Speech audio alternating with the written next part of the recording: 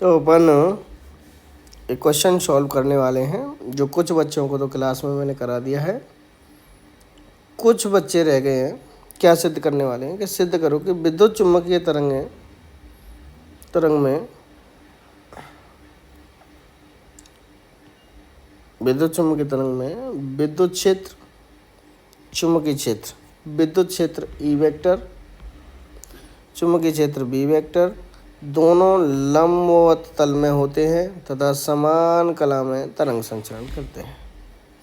यह आपको प्रूव करके देना है कि विद्युत चुम्बकीय तरंगें अगर संचरित है, कहीं पर ईएम वेव्स संचरित है, संचरण प्रोपेगेट कर रही है प्रोपेगेट्स कर रही है, तो आपको प्रूफ करके देना है कि ये ई और बी एक दूसरे के परपेंडिकुलर होते हैं। ये आपको प्रूफ करके देना है। ये तो सारे विद्यार्थियों को पता ही होगा कि विद्युत चुम्बकीय तरंगों का एक जनरल स्ट्रक्चर अपन देखें कि ये किस तरीके से गति करती हैं। तो अगर मान के चलो कि ये जो मैं बना रहा हूँ, अगर ये विद्युत के कंपन है तो चुम्बक के कंपन इसके लंबवत रहने वाले होते हैं। ये अगर विद्युत के कंपन है तो चुम्बक के कंपन कहाँ रहने वाले होते हैं? इसके लंबवत रहने वाले होते हैं। अगर मैं कह रहा हूँ कि ये जो सदिश है ये किसका है? विद्युत का है, यानी कि ई वेक्टर का है। तो जो चुम्बक का होगा वो चुम्बक का इसके लंबवत होगा। और कहेंगे ये कैसे लंबवत है? ये ऐसे लंबवत है कि ये उभरा हुआ है, ये ऊपर की तरफ जाने वाला है। ये वाली जो लाइन आपको दिख रही है, ये जो मैंने अभी ब्लैक की है, या फिर ये जो सीधी लाइन जो संचरण की दिशा है, ये वाली जो लाइन है, ये तरंग संचरण की दिशा है। तरंग संचरण की दिशा हल्का फुल्का सा अपन देख लेते हैं, एक बार नज़र डाल लेते हैं कि इनकी चलने की। तो ये संचरण की दिशा हो गई ये, ठीक है। अब विद्युत के ये विद्युत के सदिश हैं, तो ये हो गए विद्युत के सदिश, ठीक है। तो ये तो हो गई संचरण की दिशा, चलो के वेक्टर बोल देता हूँ। ये हो गई विद्युत के सदिश, तो ई वेक्टर बोल देते हैं। अब इनके लंबवत, जैसे इस जगह पर हम परपेंडिकुलर अपने पेन को टिका दें, अगर ये कॉपी माने इसको, और इसके परपेंडिकुलर बिल्कुल लंबवत ऊपर की ओर पेन अपना टिका दें, तो दिशा हो जाएगी इन दोनों के लंबवत एम वेक्टर या बी वेक्टर। तो ये जो होगा वो क्या होगा? बी वेक्टर होगा। तो एक्चुअल में ये ब्लैक लाइन के परपेंडिकुलर है। ये जो ब्लैक लाइन तरंग संचरण की दिशा वाली लाइन है, इसके परपेंडिकुलर है ऊपर की ओर, कॉपी के तल के लंबवत। और ये सारे बच्चे जानते हैं कि ये कॉपी के तल के लंबवत होती है। ये फिर इस तरीके से, ये फिर इस तरीके से, ये फिर इस तरीके से, और ये फिर इस तरीके से, ये फिर इस तरीके से, और ये फिर इस तरीके से। तो पहले मैं विद्युत के कंपनों को लिख दूं सबको। तो ये विद्युत सदिश, विद्युत के ये सब मैं जो दर्शाने जा रहा हूँ ये विद्युत के सदिश हैं। ये मैं जो दर्शा रहा हूँ ये विद्युत के सदिश हैं। ये सभी विद्युत के सदिश हैं। अभी मैं जो दर्शाऊंगा वो सब किसके होंगे? चुम्बक। ये चुम्बक ब्लैक इसलिए बना रहे हैं क्योंकि ये कॉपी के तल के लंबवत हैं, इसलिए इनको थोड़ा सा तिरछा बनाया जा रहा है। तिरछा बनाने का एक ही कारण है कि ये कॉपी के तल के लंबवत हैं, जिससे तीनों की दिशा, चलने की दिशा, विद्युत की दिशा और चुम्बक की दिशा एक दूसरे की कैसी बनी रहे? लंबवत बनी रहे। तो ये सब B vector, B vector, B vector, B vector, B vector, B vector. तो ये तो हमने चलने में देख लिया और देख ही रहे हैं ये E vector, E vector, E vector, E vector and E vector and E vector. ठीक है, ये तो हमने वेव प्रोपगेशन देख लिया EM वेव्स का। बट प्रूफ करना है आपको, तो प्रूफ करके देना है कि ये बी और ई एक दूसरे के परपेंडिकुलर होते हैं। अब अपन बी को थोड़ा सा इस तरीके से खींच सकते हैं, क्योंकि अपन लंबवत दर्शा नहीं सकते, तो इसी तरीके से खींच करके लंबवत। सबके मध्य का कोण कितना रहने वाला है? 90 डिग्री रहने वाला है। सबके मध्य का कोण 90 डिग्री रहने वाला है। अब प्रूफ करते हैं। तो प्रूफ के लिए अपन क्या करते हैं कि थोड़ी देर के लिए मान लेते हैं कि माना EM वेव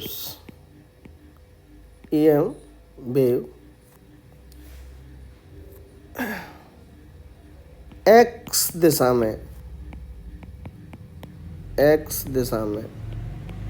संचरण कर रही है।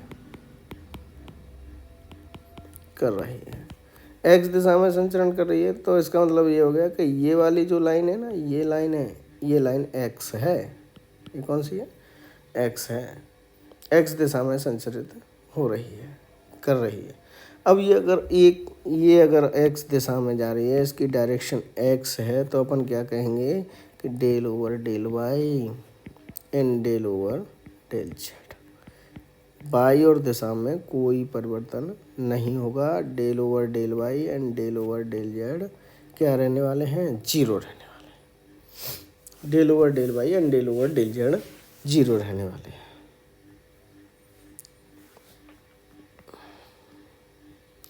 अब इसे प्रूव करने के लिए अपन क्या कर लेते हैं कि मान लेते हैं कि माना मैक्सवेल के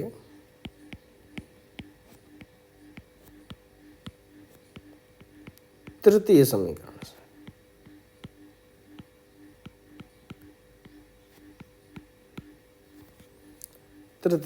से और मैक्सवेल का तृतीय समीकरण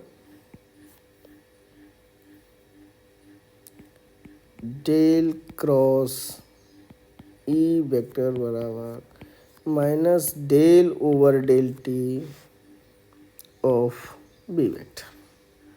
अगर इनको लिखना चाहें मैट्रिक्स फॉर्म में, तो I cap, J cap, K cap, del over del X, del over del Y and del over del Z. E X, E Y, E Z, ये हमने लिख दिया del cross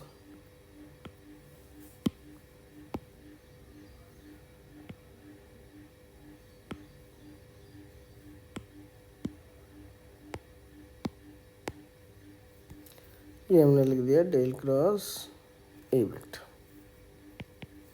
minus del over del T और B vector को I cap of B X, J cap of B Y and K cap of B Z लिख सकते हैं, कोई दोहराए नहीं। अब देखो डेल ओवर डेल वाई यानी ये और डेल ओवर डेल जेड यानी ये दोनों क्या है? 0 है। तो अपना जो मैट्रिक्स है वो किस तरीके से रहेगा? I cap, J cap, K cap, del over del X, बाकी के दोनों 0 0 और E X, E Y and E Z minus del over del T I cap B X, J cap B Y and K cap B Z. ठीक है, तीनों हो गए। अब अपन क्या करने वाले हैं कि देखो इसमें आई cap, J cap, K cap के गुणांकों की तुलना करेंगे। क्या करने वाले हैं? आई cap, J cap, K cap के गुणांकों की तुलना करने वाले हैं। यानी कि ये आई कैप है, ये जे कैप है और ये के कैप है। ऐसे ही इधर ये आई कैप है, ये जे कैप है और ये के कैप है। इन तीनों के गुणांकों की हमें क्या करनी है, तुलना करनी है, क्योंकि इधर भी आई कैप है, इधर भी आई कैप है, लेफ्ट हैंड में भी आई कैप है और राइट हैंड में भी आई कैप है। तो देखो आई कैप के यदि गुणांक की तुलना करते हो आप, तो ये इधर से और इधर से पंक्ति और स्तंभ चले जाएंगे, ये स्तंभ चला जाएगा और एक ये पंक्ति चली जाएगी, तो 0 0 आना है। जब अपन मल्टीप्लाई करेंगे तो क्या आना है, 0 और 0 आना है। इसके कारण अपन क्या करने वाले हैं, आई कैप के गुणांक की तुलना नहीं करेंगे। तो अपन फिर किसकी तुलना करेंगे, अपन ओनली जे कैप और के कैप के गुणांकों की तुलना करेंगे। तो जे कैप व के कैप के गुणांकों की तुलना करने पर, मैंने ये नहीं बोला कि आई कैप के गुणांकों की तुलना नहीं कर सकते, लेकिन 0 आएगा। क्या आएगा, 0 आएगा। तो अपन जे कैप के गुणांकों की तुलना कर रहे हैं, तो जे कैप के गुणांकों की तुलना करते समय ये जे कैप का स्तंभ गया और ये जे कैप वाली पंक्ति गई।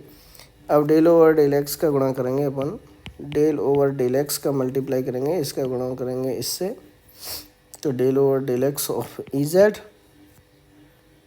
और इसका इससे करेंगे तो 0, 0 का ई एक्स से करेंगे तो 0 बराबर minus del over del T, और जे कैप में कितना है B Y of B Y, और इसे इक्वेशन नंबर 1 कह देंगे। ये समीकरण नंबर 1 हो गया।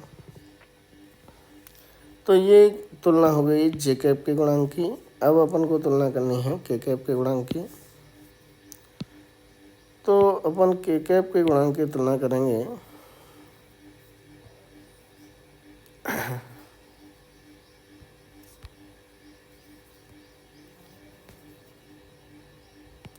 के कैप के गुणांकों की तुलना करने पर। तो के कैप के गुणांकों की तुलना करेंगे तो ये देखिए, बिल्कुल ये देखिए, ये वाला स्तंभ गया और ये वाली पंक्ति जाएगी, ये दोनों गए, तो multiply del over del X of E Z. अच्छा, जे कैप वाले में अपन एक गलती कर गए, क्योंकि यहाँ प्लस आता है और यहाँ माइनस आता है और यहाँ प्लस आता है। तो जब ये जे कैप वाली पंक्ति और स्तंभ छोड़ेंगे तो आपको del over del X of E Z जो लिखना होगा वो माइनस का लिखना होगा, क्योंकि तो ये माइनस और माइनस क्या हो जाएंगे, प्लस हो जाएंगे। क्योंकि जाहिर सी बात है कि जब आप पंक्ति और स्तंभ छोड़ोगे जे कैप वालों के लिए, तो उसमें दोनों जगह प्लस ही आना होगा, क्योंकि पहला प्लस का होता है, ये प्लस का है, ये माइनस का होता है और ये प्लस का होता है। तो दूसरा वाला माइनस का होने के कारण यहाँ माइनस आएगा, यहाँ माइनस किया तो प्लस, आपने लेफ्ट हैंड पे माइनस किया, राइट हैंड पे ऑलरेडी माइनस है, तो माइनस माइनस क्या हो जाएगा, प्लस। अब के कैप के गुणांकों की तुलना करेंगे तो del over del X of E Y, del over del X of E Y, simple सी बात है, मुझे अभी आपको बता देता हूँ किसका किससे किया है। तो del over del X of E by, यानी इसका गुणा अपन को इससे किया है और 0 का गुणा इससे करने पड़ेगा, क्योंकि ये वाली पंक्ति और ये वाला क्या गया है, स्तंभ गया है। तो 4 बचेंगे, मैं यहाँ लिख देता हूँ कि डेल ओवर डेल एक्स 0 ई एक्स ई वाई, ये बचेगा, इसका डिटर्मिनेंट बचेगा। तो डेल ओवर डेल एक्स का ई वाई से करेंगे और 0 का 0 हो जाएगा। अब बराबर पेन चेंज करना पड़ेगा, ये कम दिखता है।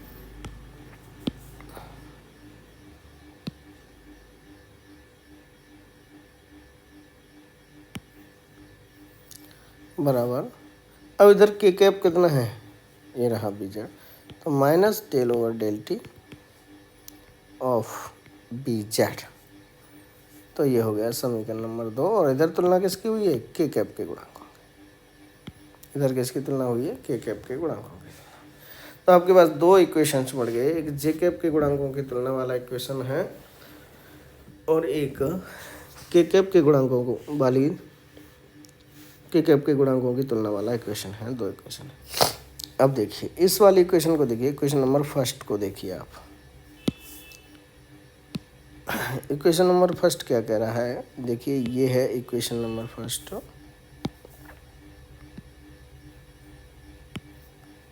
इक्वेशन नंबर फर्स्ट क्या कह रहा है कि del over del X of E Z, del over del X of E Z, यानी कि कोई विद्युत चुम्बकीय तरंग का कोई विद्युत का घटक है। किसका घटक है? विद्युत का घटक है, और वो केवल जेड दिशा में संचरित है। कौन सी दिशा में संचरित है? जेड दिशा में संचरित है। विद्युत का कोई घटक है और वो केवल कौन सी दिशा में संचरित है? जेड दिशा में संचरित है। तो विद्युत क्षेत्र का जेड घटक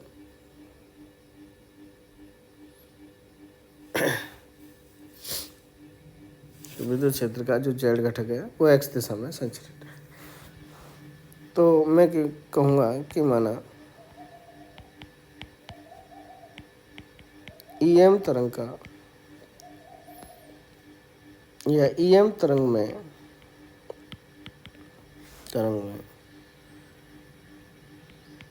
विद्युत क्षेत्र का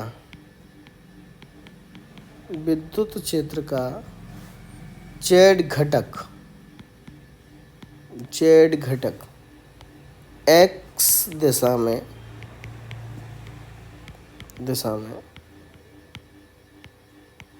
संचरित है। केवल जेड घटक। कौन सा घटक? केवल जेड घटक एक्स दिशा में संचरित है। तो अपन इसको लिखेंगे E Z, E not Z या E Z not, E not Z sine omega T minus K X. K X क्यों लिखा है? कि विद्युत का घटक है जेड, लेकिन कौन सी दिशा में संचरण कर रहा है? एक्स दिशा में संचरण कर रहा है, इसलिए इसको के एक्स लिखा गया है। ये इक्वेशन नंबर 3 हो गए। तो विद्युत चुम्बकीय तरंग में विद्युत क्षेत्र का जेड घटक केवल एक्स दिशा में संचरित है। केवल जेड घटक ही एक्स दिशा में संचरित है। अब देखिए ये क्या कह रहा है? इसका एक्स के सापेक्ष अवकलन करना पड़ेगा। तो समीकरण 3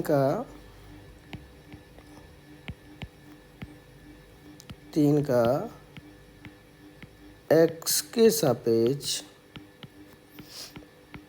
अवकलन करने पर, इसका एक्स के सापेक्ष अवकलन करेंगे तो del over del X of E Z बराबर minus K E not Z sine omega T minus K x.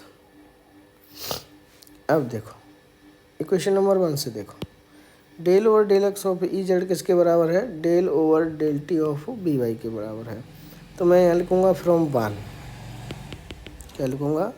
From 1। और ये किसके बराबर है? Del over del T of B Y, del over del T of B Y के बराबर है। तो मैंने इसको del over del T of B Y लिखा है minus K E not Z sign का अवकलन करना पड़ेगा। यहाँ अपन अवकलन नहीं कर पाए हैं, यहाँ अवकलन आपको करना पड़ेगा।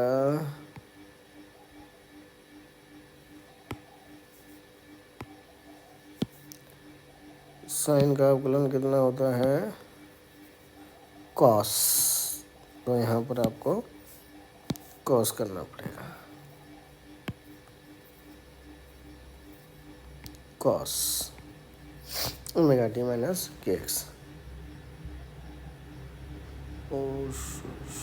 साइन का कितना हो गया? कॉस हो गया। तो यहाँ भी अपन कितना लिखेंगे?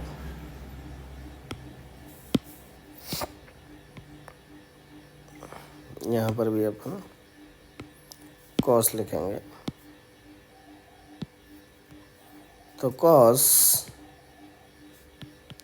Omega T minus K x, ये समीकरण नंबर 4 हो गया। और इस समीकरण 4 का यदि समाकलन कर देंगे तो ओनली बी बाई हमें मिल जाएगा।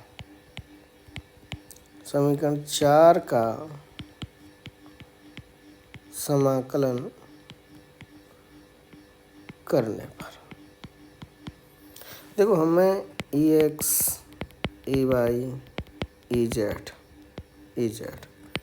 B X, B Y, B Z, ये सब चाहिए।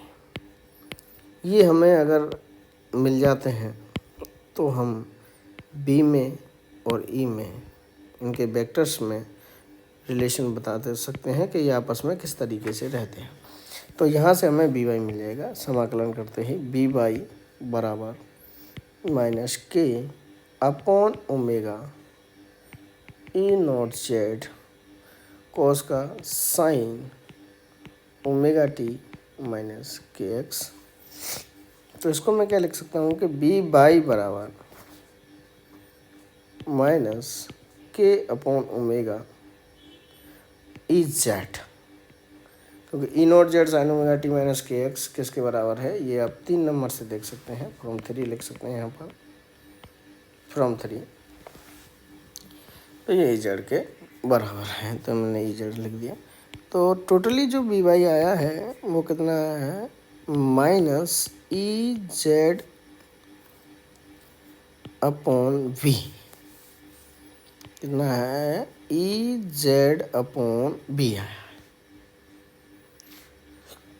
और ये हो गया आपका समीकरण नंबर 5। ये हो गया समीकरण नंबर 5। अब ये मैंने जे कैप के गुणांकों की तुलना को लेकर के चले थे, अभी के कैप के गुणांक की तुलना वाला रह गया है। तो ये क्या कह रहा है, के कैप के गुणांक की तुलना वाला क्या कह रहा है, के कैप के गुणांकों की वाली तुलना वाला कह रहा है कि ये ई वाई है। और ई वाई का क्या मतलब होता है कि विद्युत चुम्बकीय तरंग में विद्युत क्षेत्र का बाई घटक कौन सी दिशा में संचरित है, एक्स दिशा में संचरित है। तो अपन लिखेंगे कि माना ईएम तरंग में विद्युत क्षेत्र का बाई घटक, केवल बाई घटक एक्स दिशा में संचरित है। तो इसको ई बाई बराबर E not Y sine omega T minus K X, same खेल है,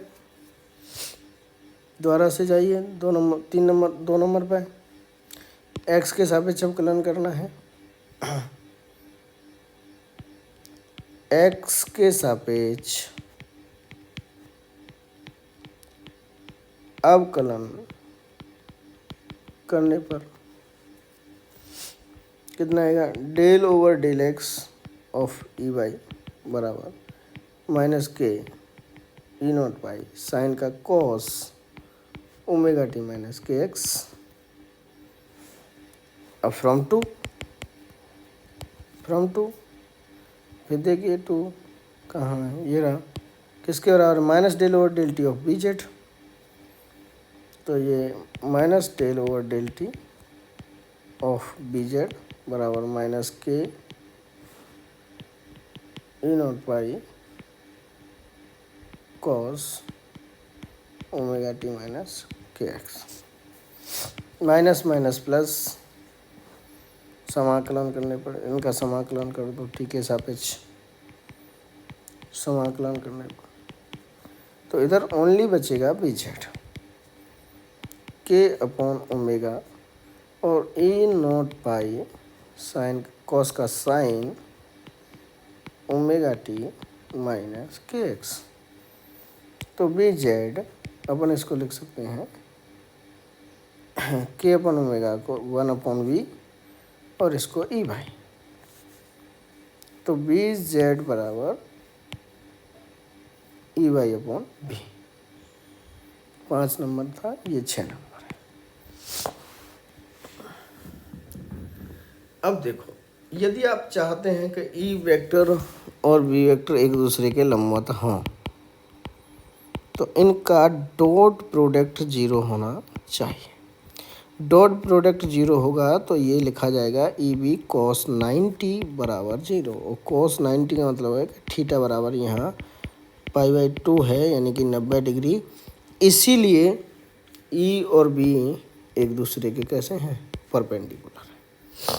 अगर आप चाहते हो तो आपको क्या करना पड़ेगा कि ई वेक्टर तथा बी वेक्टर का अदिश गुणनफल करने पर, ई वेक्टर और बी वेक्टर का आपको अदिश गुणनफल करना पड़ेगा। तो अदिश गुणनफल करने पर, तो इनका यदि मैं अदिश गुणनफल करता हूँ E vector dot B vector, तो ये लिखा जाएगा E X B X E Y B Y E Y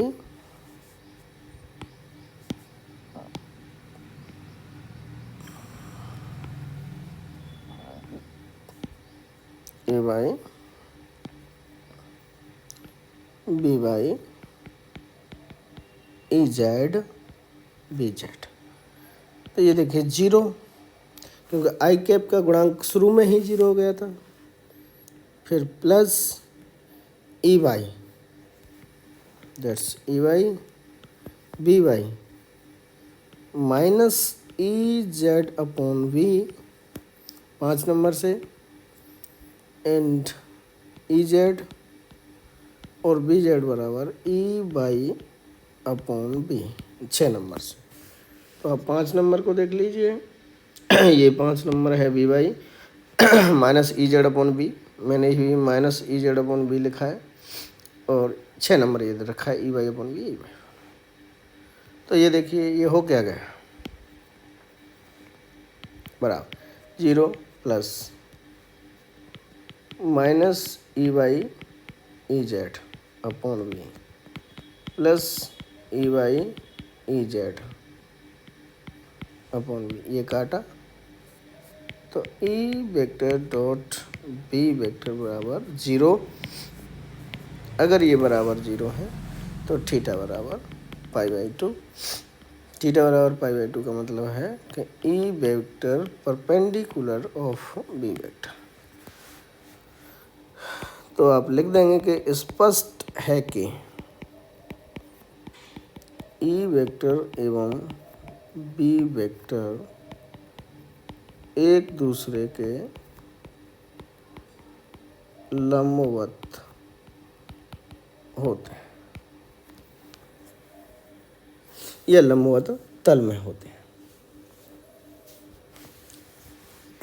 अब देखो, कला के लिए बी वेक्टर का स्वयं के साथ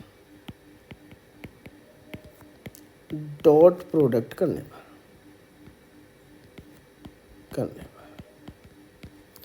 तो देखो B vector dot B vector बराबर B X square plus B Y square plus B Z square. ये अपन अच्छे से जानते हैं कि आई कैप का आई कैप से, जे कैप का जे कैप से, और के कैप का के कैप से। तो बी स्क्वायर बराबर B X square B Y square plus B Z square.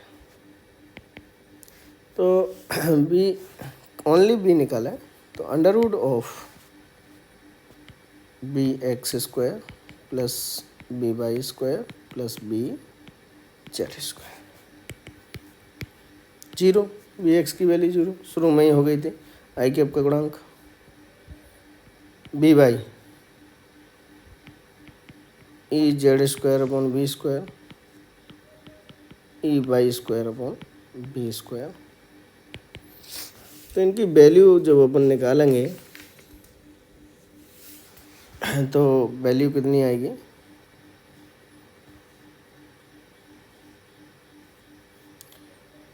ये this is B square 1/b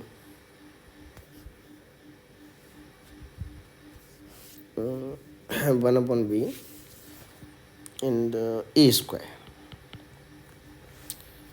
तो अगर इसको वेक्टर फॉर्म में लिखें, ये E X square plus E Y square plus E Z square हो जाएगा। एक्स का 0 है तो ई स्क्वायर बराबर E Y square plus E Z square.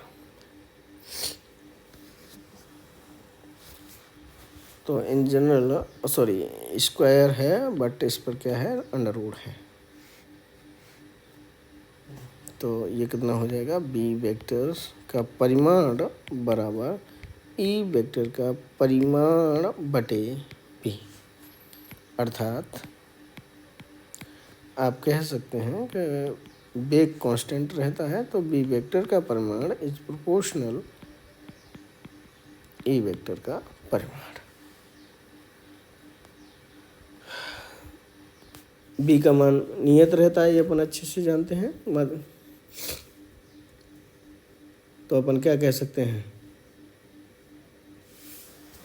कि विद्युत चुम्बकीय तरंग में विद्युत क्षेत्र एवं चुम्बकीय क्षेत्र दोनों समान कला में संचरण करते हैं। अतः विद्युत चुम्बकीय तरंग में ईएम तरंग में बी वेक्टर एवं ई वेक्टर